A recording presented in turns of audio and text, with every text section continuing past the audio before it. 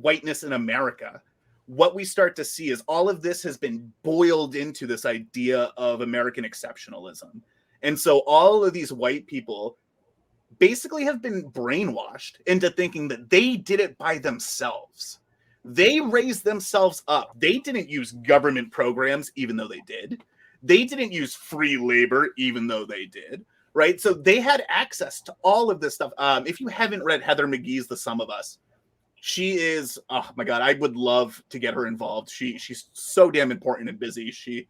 One day we'll get her, Quamara. But she did an analysis around this idea that, you know, pre Black people in the civil rights movement, right, getting access to certain social safety nets, you know, white people overwhelmingly approved of those programs, right? They approved of welfare. They approved of food stamps. They approved of housing. They approved of free community college. That was a thing in the United States.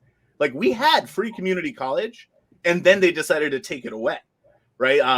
Probably the most famous parallel she draws in her book is the idea around public pools, right? So there was a time in our history where we started to desegregate public pools.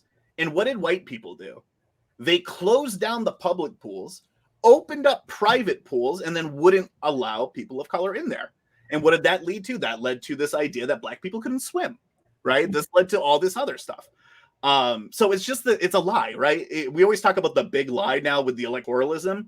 You want to know what the real big lie is that like whiteness got here on its own.